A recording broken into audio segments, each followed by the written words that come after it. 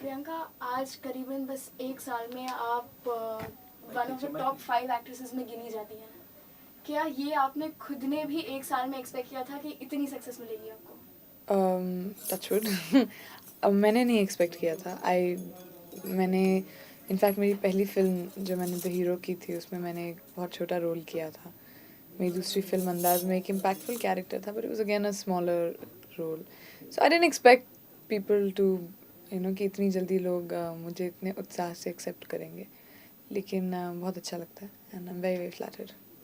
Industry में आप जब एंटर हुई तब it was just another miss world, साथ में दिया मिर्जा थी, लारा दत्ता थी। आज आपने शायद सबको पीछे छोड़ दिया है और आपकी कंपैरिजन होती है एक प्रीति जिंटा या करीना कपूर से।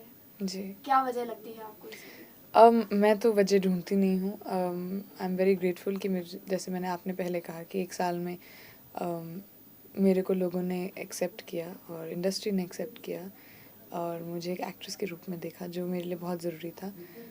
जब मैंने फ़िल्में ज्वाइन की तो मेरा एम ही ये था कि लोग मुझे एक एक्ट्रेस के रूप में जाने, एक कलाकार के रूप में जाने, नॉट जस्ट समबडी जो खूबसूरत लगता है, जिनको नाचना आता है या गाना आता है। मेरे लिए वो बहुत ज़रूरी बात थी, तो I worked for that and I am very grateful कि लोगों ने इसको देखा। वैसे हाल ही में रिलीज हुई हम ऐतराज़ की बात करें, रिव्यूज दो किस्म के थे। एक ने कहा कि ऐतराज़ brilliant film, it was a Priyanka Chopra film. Another review said Priyanka was the only saving grace of the film. दोनों ही केसेस में प्रियंका वाज द हाईलाइट। ऐतराज़ एक बहुत मुश्किल फ़िल्म थी मेरे लिए। मैंने कभी नहीं सोचा था कि मैं करूँगी भी ये फ़िल्म, लेकिन मैंने की। बहुत पोर्शंस थे जिसमें मैं अनकम्फर्टेबल थी। बहुत डिफ़िकल्ट फ़िल्म थी। मुझे अभी तक मेरे लिए सबसे डिफ़िकल्ट फ़िल्म ऐतराज़ रही है। लेकिन बहुत काम भी किया उस डिफ़िकल्टी को ओवरकम करने के लिए, बहुत होमवर्क किया एंड आई एम ग्लैड लोगों ने अप्रिशिएट किया इसको, क्योंकि एक बहुत इतने ये ऑलमोस्ट एक साल हो गया इस फिल्म को बनते हुए और अपने करियर के इतने अर्ली स्टेज पर इतना डिफ़िकल्ट रोल करना मेरे लिए बहुत मुश्किल था। लेकिन अब्बास बुस्तान भाई दोनों की वजह से आई थिंक वो कैरेक्टर जो इतना बोल्ड कैरेक्टर था मेरे हिसाब से चीप नहीं लगा और मोस्टली लोगों ने भी ये कहा, तो I was really aiming for that when I did the film. Actually ऐतराज़ में आप बोल थी, लेकिन उस पहले भी अंदाज़ जैसे टिपिकल मसाला फिल्म रही जी। है। उसके बाद मुझसे शादी करोगे आउट एंड आउट कॉमेडी रही है। क्या ये कॉन्शियसली आपने अलग अलग किरदार चुने थे बहुत विचार विमर्श करने के बाद? जी हाँ, मैं अपनी हर फिल्म एक अलग किरदार के बारे में सोच कर करती हूँ। जैसे अभी आपने ऐतराज़ देखी जो एकदम अलग नेगेटिव कैरेक्टर है। इसके बाद आप एक बरसात देखेंगे या एक वक्त देखेंगे जिसमें एक टोटल इंडियन कैरेक्टर है, सॉफ्ट स्मॉल टाउन लड़की का कैरेक्टर। फिर यकीन है जिसमें एक बहुत इंडियन हाउसवाइफ का कैरेक्टर है which has a lot of shades to it. फिर एक कर्म है जिसमें again it's very ethereal character, very performance oriented film. तो मैं अपने हर फिल्म में एक कुछ अलग पेश करने की कोशिश करती हूँ, अलग लगने की कोशिश करती हूँ एंड आई डोंट नो, बाकी तो देखना पड़ेगा। तो शायद इसी वजह से कुछ लोग आपको बहुत चुनिंदा कहते हैं, बहुत ज़्यादा सिलेक्टिव कहते हैं। क्या इसी रवैये की वजह से इसे शुरुआत में जब आपने एंटर किया तो काफ़ी फिल्में साइन की, फिर आप उनसे निकल गई?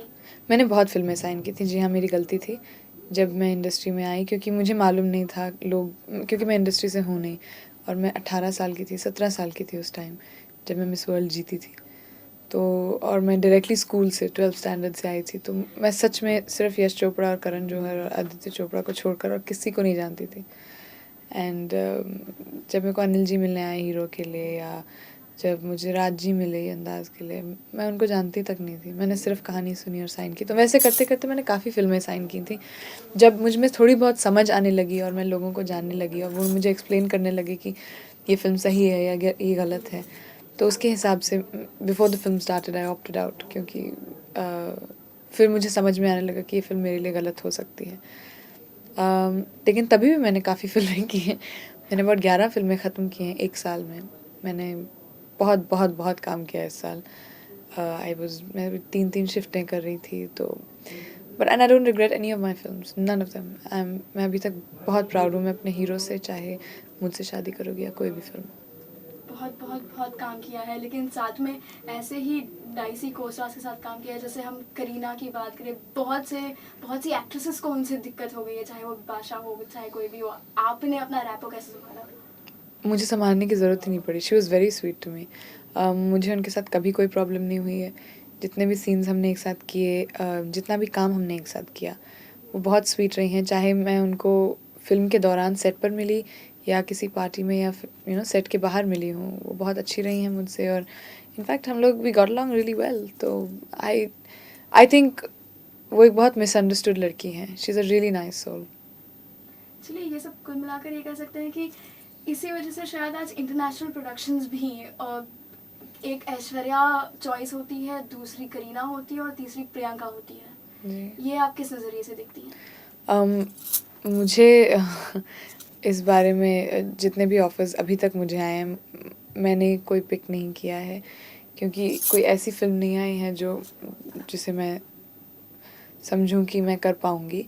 बट मैंने इसमें कोई रेस के तरीके से नहीं देखा है, रेस के नज़रिए से नहीं देखा है। मैं हमेशा समझती हूँ कि डायरेक्टर या प्रोड्यूसर उसी एक्टर को अप्रोच करता है जिनमें उनको कॉन्फिडेंस है कि वो ऐसा रोल कर पाएंगे। तो मैं हमेशा, जैसे अभी 1 ही साल हुआ है मुझे, बाय गॉड्स ग्रेस मैं कोशिश तो करती हूँ कि बहुत अलग अलग रोल्स निभाऊं, ताकि लोगों को समझ में ना आए कि ऐसा भी रोल कर सकती है, वैसा भी रोल कर सकती है।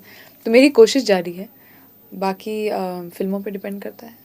चलिए, ऐसा जुर्म भी है, वक्त भी है, लेकिन शायद हेडलाइंस तभी धूम मचा दिया जब कोई मिल गया पार्ट 2 में प्रीति के बजाय आपको कास्ट करने की बात चली। प्रीति तो खैर फिल्म आई डोंट थिंक कर सकती थी, क्योंकि ये सीक्वल है। तो जो रोहित और निशा की कहानी थी कोई मिल गया में, वो कहानी फिर से रिपीट नहीं हो सकती थी, उसके आगे बढ़ने वाली कहानी है। तो प्रीति ऑब्वियसली कुडंट डू इट। लेकिन मेरे को राकेश जी ने अप्रोच किया, और कहानी अच्छी है, बैनर अच्छा है, फिल्म अच्छी है, सो व्हाई नॉट। 22 साल में पता नहीं कितना कुछ कर गई हैं आप। 3 फ्लैट्स हैं आपके बाहर, खुद की प्लीज कमाई आईटी आ हुई जाएगी। खुद की कमाई हुई मर्सिडीज है। आप आईटी को भेजना चाहती हैं मेरे घर? नहीं, मुझे कोई टेंशन नहीं है इस बारे में। मैंने जितना भी किया है बाय गॉड्स ग्रेस, मेरे एक्चुअली पेरेंट्स मेरे फाइनेंसेस मैनेज करते हैं, and they very good at it. मेरी मम्मी मेरे सारे फाइनेंशियल डिसीजंस लेती हैं, एंड मेरे डैड मेरा सारा काम मैनेज करते हैं। तो मुझे कुछ करना नहीं पड़ता है, मैं सिर्फ सेट पे आके काम करके वापस चली जाती हूँ। I don't have to do anything. फिर भी चलिए, आप इस 22 साल की हैं, क्या कहीं डर नहीं लगता कि सफलता बहुत जल्दी मिल रही है आपको? मैं 17 साल की उम्र में मिस इंडिया बनी थी, और तब मैं सफलता के पीछे जा भी नहीं रही थी। मैं तो अपने बोर्ड के एग्ज़ाम्स कर रही थी, और एग्ज़ाम देने से बचने के लिए मैंने मिस इंडिया ज्वाइन किया। तो जब मैं जीत गई तो इट वाज रियली गुड। तब मैं दैट टाइम आई थॉट चलो good fun, it will be like one ride, लेकिन ऊपर वाला कोई आई थिंक मेरी उंगली पकड़कर मुझे मेरा करियर दिखा रहा है, क्योंकि अब मुझे नहीं लगता मैं फिल्मों के सिवा कुछ कर सकती हूँ, because I really love what I do. I love it. इसके सिवा मुझे कुछ आता नहीं है, ना मैं कुछ करना चाहूँगी till I get married. But I guess सफलता उन्हीं को मिलती है जिनको अपना काम प्यारा होता है, और काम से कोई कंप्लेंट्स नहीं होती, और जैसे they say work is worship, I guess.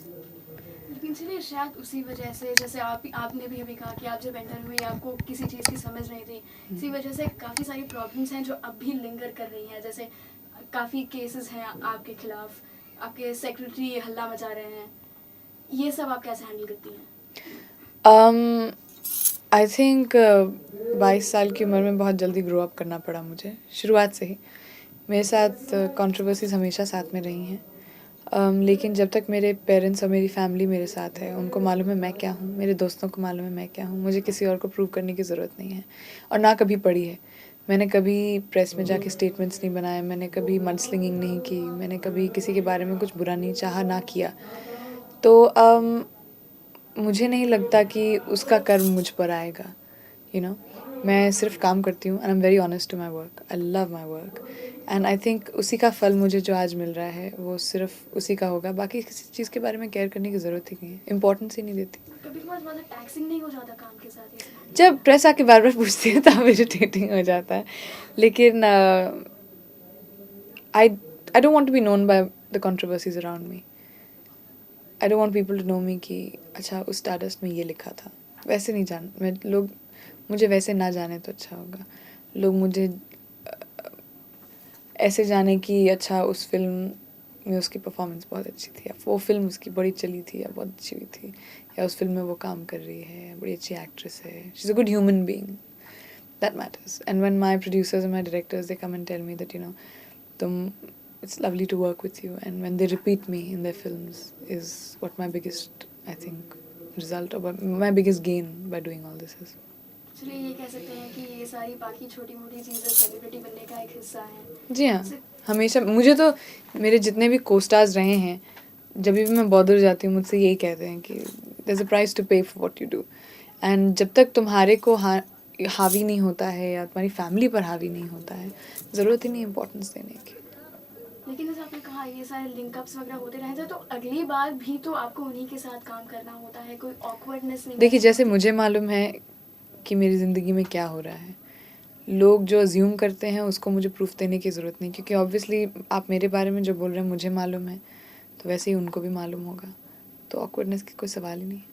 कि फैमिली ये सब कैसे लेती है आपको? मेरी फैमिली किया जा रहा है, मेरी फैमिली बड़ी परेशान हो जाती थी पहले। मेरे डैड बहुत अपसेट हो जाते थे, लेकिन उनको मालूम है कि मैं शूटिंग में जाती हूँ, घर आती हूँ, मेरे 4-5 दोस्त कौन हैं जिनके साथ मैं हैंग आउट करती हूँ। फिल्मी दोस्त मेरे हैं ही नहीं। आप मुझे कभी फिल्मी पार्टीज़ में देखेंगे नहीं unless I am really close to the person. तो I am not like that kind of person. तो मेरे मम्मी पापा को हमेशा मालूम होता है मैं कहाँ होती हूँ, क्या करती हूँ। मेरी मम्मी मेरे हमेशा हर एक ट्रिप में जाती है, because I can't travel alone. मुझे बहुत डर लगता है अकेले ट्रैवल करने में। तो there is no question of them doubting me as such. So I am glad about that, I really M.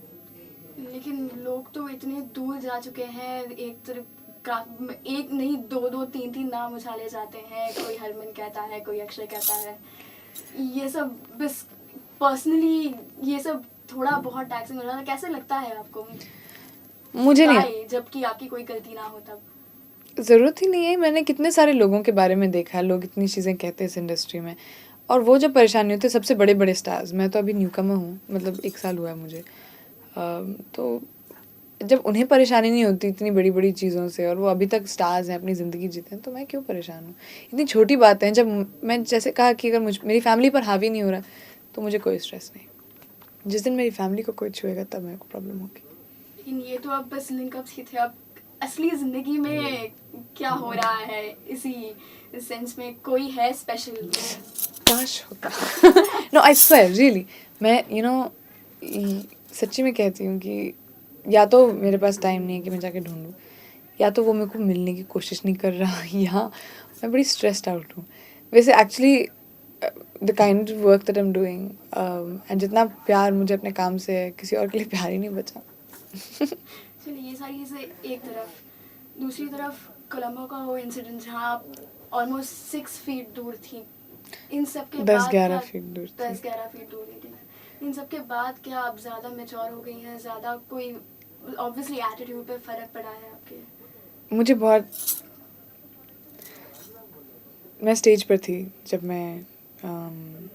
जब वो बॉम्ब फटा, शाहरुख के साथ उनकी लास्ट एंट्री थी, एंड हमारा गाना चल रहा था और वो पायरो होता है, तो मैंने सोचा पायरो था, fireworks, and it was very loud, क्योंकि मेरे कान में मुझे कुछ सुनाई नहीं दे रहा था। थोड़ी देर के लिए चें आवाज़ जो आती है वो आने लगी, एंड कान दुखने लगे, और मैं पीछे गई, मैंने देखा कुछ हुआ, मैंने 2 लोगों को गिरते हुए देखा, और फिर सडनली उससे पहले कि मैं, वो लाल हो गए थे, और सडनली इससे पहले कि मैं रियलाइज़ करती क्या हुआ, मैं बैक स्टेज चली गई थी क्योंकि मेरा नेक्स्ट एक्ट था।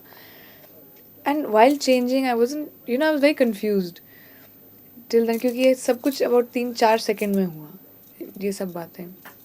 And music suddenly faded, and हम सबको, प्रीति सलीना और मैं एक साथ थे, और हम सबको गाड़ियों में लेकर गए, हमारे कमरों में लेकर गए कि जल्दी चेंज करो, बॉम्ब फट गया। That's when we realise what happened, and there were 2 people dead.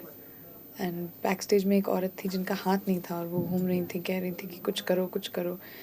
तो I think one of the artist gave her एक दुपट्टा या कुछ जो पहना हुआ था उनको दे दिया ताकि वो बांध सकें और किसी को बुलाया कि उनको ले जा सकें। तो it was really really shaking up incident कि मैंने अपनी ज़िंदगी में कभी किसी को डेड नहीं देखा, और मेरी आंखों के सामने जब ऐसा कुछ हुआ, जब हम लोग सिर्फ स्टेज पे जाते ताकि लोग हंस सकें, हमें देखकर एंटरटेन हो सकें, खुश हो सकें, और एक ऐसी जगह में जहाँ पे ऑलमोस्ट 25,000 लोग थे, 30,000 लोग थे, वहाँ पे कितनी बड़ी बात हो सकती थी।